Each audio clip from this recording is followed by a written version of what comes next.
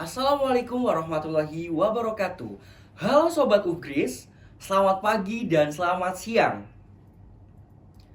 Jumpa lagi bersama kita di Integra Talk, di mana di sini merupakan podcast dari Kominfo, Badan Eksekutif Mahasiswa Universitas PGRI Semarang. Gimana nih kira-kira kabarnya Sobat Ugris hari ini? Apakah kalian sedang sibuk atau sedang santai? Yang pastinya kalian pasti sedang melakukan kegiatan-kegiatan di akhir semester kalian. Mungkin ada yang menyelesaikan proyek tugas akhir perkuliahan, ada juga yang sedang mempersiapkan UAS, dan pastinya ada juga kegiatan-kegiatan lainnya. Semoga teman-teman selalu dimudahkan dalam melaksanakan kegiatan di akhir semester ini. Oke teman-teman, hari ini kita akan berbincang-bincang, kita akan ngobrol seru sekali bersama salah satu teman kita atau salah satu mahasiswi dari Universitas PGRI Semarang. Tepatnya mahasiswi ini merupakan salah satu mahasiswi hebat. Kenapa saya bilang hebat? Karena ini rekornya sangat luar biasa teman-teman. Dan mahasiswa ini merupakan mahasiswi semester 7. Dan untuk lebih jelasnya, nanti akan kita kenalkan langsung dan akan kita nanti ajak ngobrol biar teman-teman bisa termotivasi dengan salah satu mahasiswi ini. Oke, langsung saja inilah dia bintang tamu kita pada kesempatan kali ini, yaitu ada saudari Julia. Halo teman-teman semuanya. Oke, silakan Kak Julia bisa memperkenalkan diri dulu. Kenalin, nama aku Julia dari Prodi Pendidikan Fisika Universitas PGRI Semarang. Saat ini aku semester 7. Oke, Kak Julia. Kak Julia saat ini semester 7. Kalau boleh tahu Kak Julia ini berasal dari mana nih? Aku kebetulan dari Brebes juga.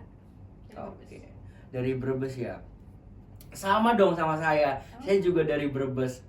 Kalau boleh tahu Brebesnya itu di mana, Kak? Kebetulan Brebesnya itu Brebes bagian barat. Jadi itu perbatasan antara Jawa Tengah sama Jawa Barat. Jadi bahasa kesehariannya itu Sunda. Wah, berarti Kak Julia itu hidupnya di perbatasan ya? Betul. Sunda dan Jawa. Berarti bisa dua bahasa juga ya? Bisa. Oke, berarti kalau di rumah kan bahasa Sunda. Iya. Kalau di kabupaten bahasanya ngapak. Kalau di Semarang berarti Semarangan ya? Iya. Oke, luar biasa. Berarti sekarang bisa 3 bahasa nih. Ada Sunda, ada ngapak, dan ada bahasa Jawa Semarangan. Oke.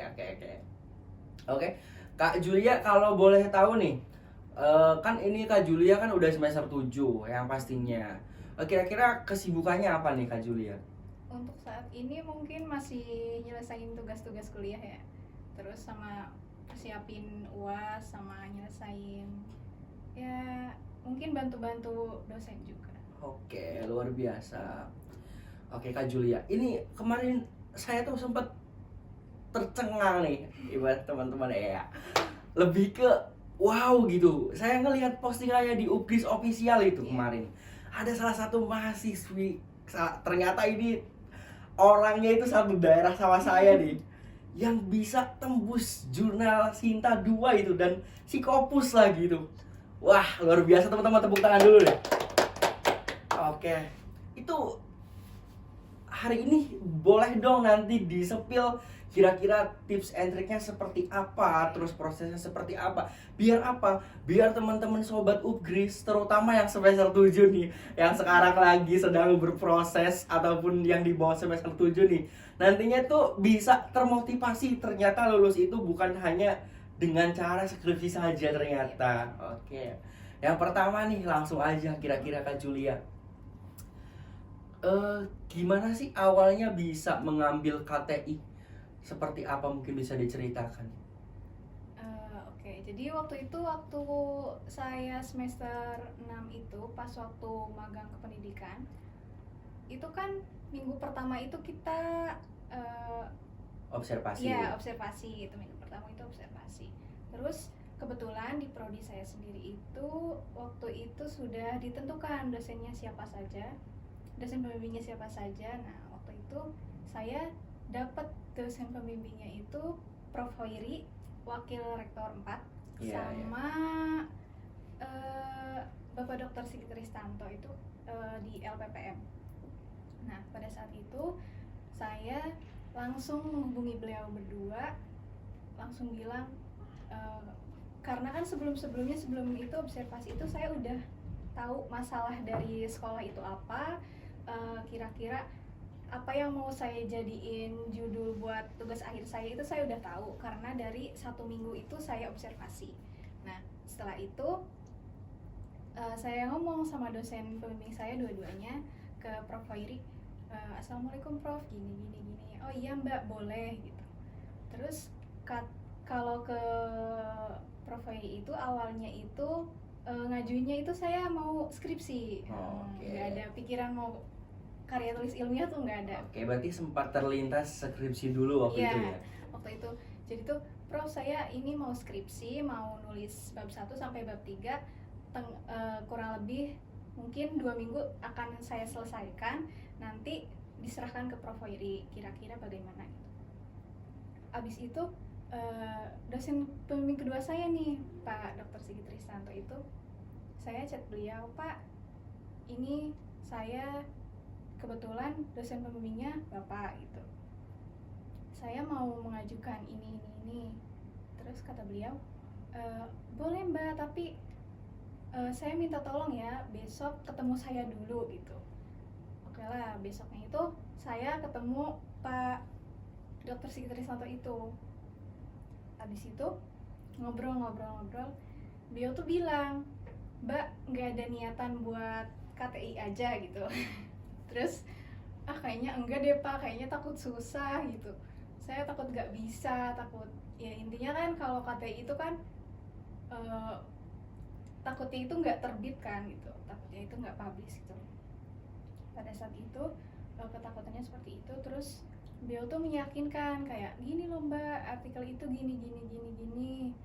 Terus dari situ, dari penjelasan beliau yang panjang lebar itu, saya jadi mikir, oh iya ternyata boleh loh dicoba dulu, nggak apa-apa gitu.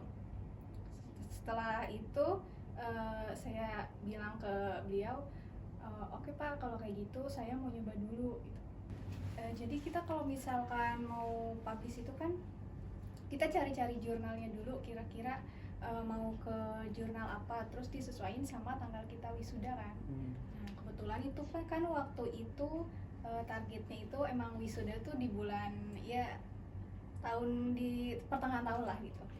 Terus kata dosen pembimbing saya, cari ya Mbak yang sekiranya sebelum bulan-bulan itu. Oke lah, cari nemu satu. Nah, satu itu udah dikonsultasiin ke beliau, kata beliau oke, di sini aja. Terus disubmit lah tuh setelah selesai penulisan segala macem, ngolah data segala macem, sampai pusing, sampai nangis itu berhari-hari. Nanti diceritain tuh gedebak kayak gimana tuh. Terus habis itu disubmit lah tuh ke jurnal itu. Ini boleh disebutin nggak sih jurnal? Boleh dong, biar teman-teman tahu. Itu di Stikip Singkawang itu. Jadi itu Sinta 2, awalnya itu Sinta 2, bukan Scopus. Nah, awalnya itu targetnya itu Sinta 2. Jadi itu setelah submit ada waktu kayaknya kurang lebih 2 bulan ya, 2 bulan. Kurang lebih 2 bulan itu status di apa sih, kan kalau jurnal itu kayak di bagian dashboardnya itu kan ada, biasanya tuh ada kayak kalau misalkan ini ada new submission kayak gitu. Betul kan. Nah, di situ tuh kok udah lama tapi kok statusnya masih kayak gitu, masih tetap new submission gitu. Terus dikonsultasikanlah ke Prof. Hoiri waktu itu. Prof, ini gimana ya, kok udah waktunya udah kayak gini tapi kok tetap kayak gitu. Terus kata Prof gini, coba ya Mbak, coba aja dulu ke Physics Education. Nah, waktu itu jadi tuh pikirannya itu Physics Education itu mungkin Sinta 2 di universitas yang lain gitu. Terus saya tuh kayak dengan kesongongannya gitu kayak, oh iya Pak, iya baik Pak, baik gitu. Nanti di ini aja ya Mbak, di apa yang itu ditarik terus nanti dipindahin ke Physics Education itu. Physics Education itu ya. Gitu. Habis itu setelah pulang dari dari provider itu, saya tanya ke dosen pembimbing kedua saya itu Pak Dr. Sigit itu, saya tanya, Pak, emang Physics Education itu Sinta 2-nya universitas mana gitu? Physics Education itu bukan Sinta Mbak, Physics Education itu Scopus gitu. Scopus Q2 gitu. Saya kira Sinta 2 Pak, soalnya kan dari yang Singkawang itu kan emang target itu kan Sinta 2. Sinta 2 Terus targetnya. saya tuh nggak tahu kalau misalkan itu tuh Scopus bukan Sinta. Setelah itu saya ngomong ke Pak Sigit gini, Pak, saya kayaknya nggak bisa deh Pak gitu. Saya sempat nggak yakin ya. Sempat nggak yakin gitu. Kayaknya saya nggak bisa Pak, saya nggak sanggup gitu. Terus kata beliau gini, nggak apa-apa Mbak, kita coba dulu ya, kita usahain dulu gitu. Coba Mbak kerjain dulu, nanti kita submit dulu. Kalau misalkan memang rezekinya Mbak, insya Allah artikel itu akan publish gitu. Nah, singkat waktu, ya kurang lebih setelah disubmit itu ya 3 bulanan lah, cepet kok. 3 bulanan itu jadi publish. Di bulan Oktober tanggal 1. Tanggal 1. Oke, berarti dan akhirnya bisa publish. Iya. Oke, luar biasa. Teman-teman tepuk tangan dulu dong. Oke. Yang awalnya itu sempat tidak yakin ya, tapi ternyata kok hasilnya luar biasa sekali gitu. Oke, tadi kan udah teman-teman sobat Ugris kan ini udah tahu nih kenapa mengambil KTI. Karena tadi Mbak Julia juga sudah mengatakan bahwasanya memang awalnya itu semuanya proses dan coba-coba dulu ya Mbak. Iya, betul. Dan tapi akhirnya itu ternyata beruntung teman-teman. Jadi untuk teman-teman yang mau memulai nih, yang semester 7 khususnya, teman-teman harus yakin nih kayak Mbak Julia nih. Mbak Julia itu dari magang nih, dari magang. Nah Mbak Julia itu kira-kira pertanyaannya selanjutnya nih, bagaimana cara membagi waktunya? Kan magang itu kita juga tagihannya banyak ya. Betul. Ada logbook harian, terus ada juga yang laporan praktek dan lain-lain, tag video. Itu kira-kira bagi waktunya gimana nih? Soalnya saya pribadi tuh gagal pas magang itu gak bisa membagi dua dengan menyelesaikan KTI-nya. Waktu itu juga sempat ingin sudah konfirmasi dan sudah konsultasi juga, tapi ternyata nggak bisa balance. Ini gimana nih caranya kok bisa gitu dengan segitu banyaknya tugas magang, tapi ternyata bisa terselesaikan tugas akhir perkuliahan itu. Seperti apa kira-kira bagi waktunya? Jadi kan waktu itu tuh kebetulan nggak ada ikut organisasi lain lagi ya. Udah Hima juga udah lengser gitu. Jadi fokusnya itu pada saat itu hanya magang dan tugas akhir. Jadi pada saat itu di otak saya itu oke, ini cuma magang sama tugas akhir, ayo selesain secepatnya gitu. Pokoknya selesain secepatnya, sebisanya kita kerjain dari awal, gimana pun prosesnya kita laluin gitu. Pada saat itu magang itu kan magang kependidikan biasanya kita pulang itu jam 4 ya? Iya, jam 4 betul, kalau jam nggak 4. setengah 4 lah. Nah, pada saat itu saya konsultasi lagi ke dosen pembimbing saya, ke Pak Sigit itu, Pak, ini saya pulangnya jam segini, tapi saya mau bimbingan Pak, kira-kira gimana ya Pak? Oh kebetulan saya itu pulang jam 5 Mbak, kalau enggak ya lebihan lah gitu. Nah itu kan pulang magang itu biasanya setengah 4 atau jam 4 lah. Nah, itu tuh nggak pulang ke kos, jadi tuh pulangnya itu ke dosen pembimbing. Habis itu bimbingan. Biasanya itu kalau pulang tuh jam 5, kalau enggak ya mendekati maghrib lah gitu. Jadi tuh setelah bimbingan itu kan dikasih misal, oh iya Mbak ini buat instrumen ini kayak gini. Dikerjain lah tuh. Kebetulan saya itu orangnya kayak nggak suka ngerjain sesuatu ketika ramai gitu loh. Jadi sangat-sangat butuh waktu di mana orang tuh nggak ada suara, kayak benar-benar kayak sepi sunyi kayak gitu. Jadi saya tuh kalau ngerjain penelitian itu malam, kebetulan dari jam 1 sampai biasanya tuh jam 3 atau subuh lah gitu. Wah luar biasa, ngalong dulu ya. Iya betul. Nah itu kan, tapi kan paginya itu kan kita harus magang kan. Iya. paginya harus magang. Nah itu biasanya itu setelah pulang bimbingan itu saya ketiduran, biasanya ketiduran terus bangun tuh sekitar jam 12 atau jam 1-an sampai jam 3 atau sampai subuh lah gitu. Terus abis itu kan itu ngerjain penelitian kayak instrumen kayak gitu kan. Abis itu sekitar abis subuh itu siap-siap mau magang, berangkat magang. Nah kadang di sekolah pun ketiduran, tapi maksudnya itu kan magang itu kan Enggak biasanya setiap kali masuk ke kelas nggak ya. setiap kali masuk ke kelas, biasanya kan sehari itu kan cuma 2 jam pelajaran atau 3 jam pelajaran kayak gitu. Jadi tuh kan dari pagi sampai sore tuh lumayan tuh, kadang tuh ketiduran sih, jujur ketiduran terus banyak tidur lah intinya tuh kalau di magang tuh.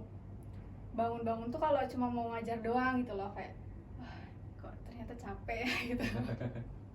Nah terus berulang terus setiap hari kayak gitu. Jadi tuh kayak kalau malam tuh ya bangun sih.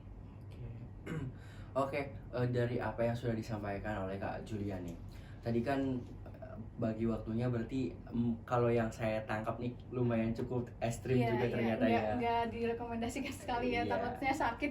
Iya, tapi kan gini, biasanya tuh kalau orang tuh sebenarnya punya versinya masing-masing Kak. Jadi terutama yang tadi Kak Julia sampaikan ya memang itu versinya untuk mencapai target itu seperti itu. Bahkan ada yang biasanya tidur sore-sore sudah tidur, nanti bangun sekitar jam 2 atau sampai pagi ngerjain tugas kayak gitu juga ada. Katanya kalau ngerjain tugas atau menyelesaikan suatu kegiatan itu ada yang bilangnya lebih efektif tuh ketika menjelang subuh sampai pagi katanya gitu. Terus kadang ada yang sore-sore aja biar malamnya bisa istirahat, seperti itu. Oke, berarti kemarin selama proses magang juga di samping mengerjakan tugas akhir perkuliahan ya. Luar biasa sekali itu tadi KTI, menyelesaikan KTI bimbingan. Oke, kira-kira Kak Julia nih, apa sih yang bikin Kak Julia itu kayak sengebut itu dan bisa sampai di titik ini tuh apa sih? Ataukah ada tujuan atau cita-cita yang saya harus selesai atau gimana kira-kira? Apa sih yang bikin Kak Julia itu menurut saya ya, ini di angkatan 22 itu paling ngebut. Kira-kira gimana, ada apa yang ditarget gitu kira-kira? Mungkin gimana ya? Di diri saya sendiri itu waktu ya nggak semester 6 doang sih, dari semester bawah tuh kayak harus selesai cepet gitu. Jadi tuh kayak ya tugas sebanyak apapun diselesain kayak gitu. Kayak misalkan penelitian juga benar-benar pada saat itu penelitian sama tugas tuh jadi prioritas utama. Jadi teman mau ngajak nongkrong, mau ngajak segala macem lah gitu, godaannya kan banyak ya. Iya betul banyak banget godaannya. Nanti tuh ada teman-teman yang ayo nongkrong kesini, ayo liburan kesini, ayo pergi kesini gitu. Aduh kayaknya enggak deh gitu. Nanti dulu deh, aku mau nyelesain ini, tugas ini dulu. Kadang tuh kan kalau misalkan lihat temen kos juga maghrib gitu pergi keluar gitu nongkrong, terus aku kayak aduh aku juga pengen, tapi aku inget lagi gitu kayak aku harus nyelesain ini gitu. Pokoknya ini harus selesai biar aku bisa tenang, biar aku bisa apa ya, intinya tuh kayak nggak panik di akhir gitu loh. Oke, dari Kak Julia ini saya ternyata tuh orangnya juga selain tadi bisa bagi waktu, terus tadi juga punya tekad yang kuat. Ternyata Kak Julia ini teman-teman punya prinsip hidup yang menurut saya itu prinsipnya itu gak belak-belok, gak mencang-mencong ya teman-teman. Luar biasa, ini tepuk tangan lagi dong boleh buat Kak Julia. Oke, prinsipnya itu lurus gitu. Kan buat teman-teman nih terutama yang semester akhir mungkin yang sering nongkrong ya teman-teman. Chill sana sini itu dikurangin ya teman-teman. Dikurangin karena kita tuh akhir-akhir ini tuh sudah ibarat apa ya, kartu perdana di handphone tuh udah masa tenggang seperti itu. Iya betul. Oke, ya, luar biasa sekali ya Kak Julia, punya prinsip yang sangat kuat teman-teman. Ini bisa dijadikan motivasi juga buat teman-teman. Kalau kita berprinsip dari awal, kalau udah membidik A, ya udah A. Kalau kita mau makan anggur, ya udah kita makan anggur, jangan makan pisang seperti itu ya ibaratnya. Betul, betul. Oke. Selanjutnya nih Kak Julia, terakhir. Saya mau tanya sama Kak Julia nih. Kira-kira apa sih harapan terbesar Kak Julia untuk Kak Julia sendiri?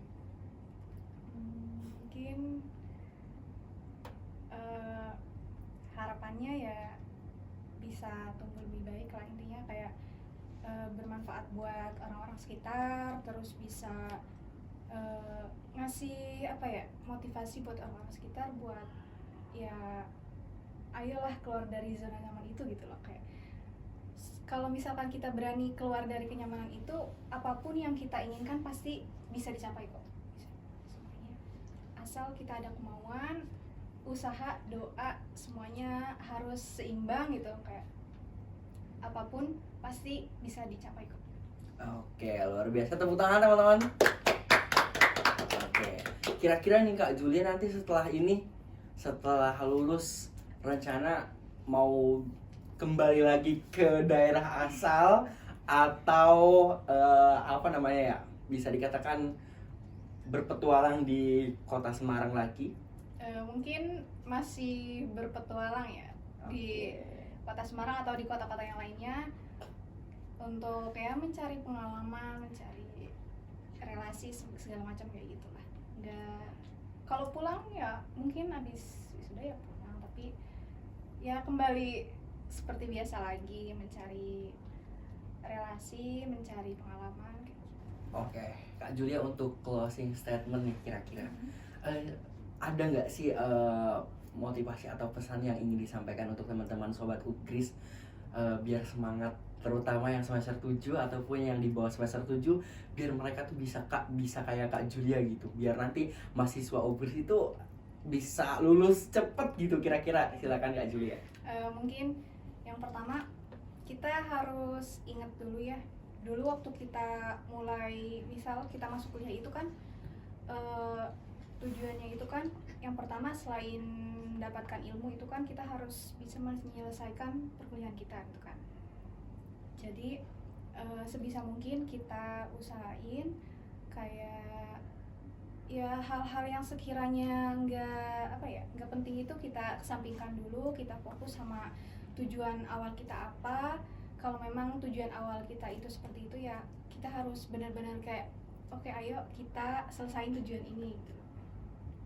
Nah, misalkan di tengah jalan ada yang mungkin kan kalau dalam proses itu pasti ada aja orang yang kayak ngehina lah atau ngata-ngatain kayak gitu. Iya. Atau segala macam lah gitu. Mungkin buat teman-teman itu jangan berkecil hati ya kalau misalkan dihina atau dikata-katain sama segala macam lah gitu. Jadi tuh kita gini aja, ibarat itu kita naik kuda, kita dipecut, bukannya ini kita malah langsung lebih lari cepet gitu loh. Oke. Jadi kayak jangan jadiin itu sebagai kayak keterpurukan gitu loh, kayak aduh aku dikata-katain kayak gini, apa aku bisa ya, bisa ya gitu.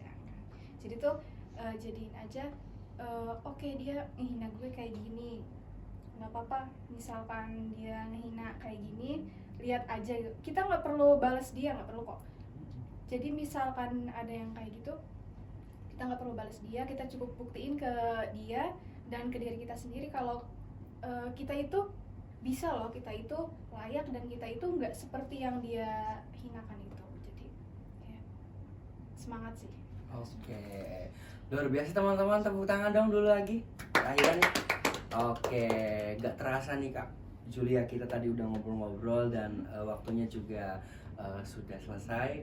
Saya ucapkan terima kasih untuk Kak Julia dan untuk sobat Ugris dimanapun kalian berada.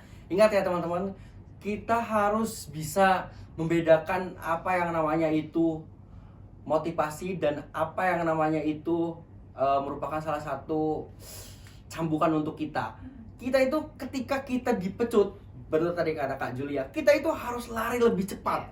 Jangan dipecut malah kita itu jatuh. Jatuh boleh, tapi kita harus bangkit lagi dan lari lebih cepat dan lebih laju lagi. Oke, tepuk tangan untuk Kak Julia hari ini. Terima kasih Kak Julia sudah menyempatkan waktunya. Semoga Kak Julia nanti dilancarkan dan karena Kak Julia ini sudah selesai, tinggal menyelesaikan kuliahnya ya. Oke, dan semoga saya pribadi nih memotivasi untuk langsung setelah ini mengulik lagi skripsi saya yang sudah terhenti di tengah jalan ini. Bisa. Oke, terima kasih. Selamat siang dan selamat beraktivitas kembali. Wassalamualaikum warahmatullahi wabarakatuh.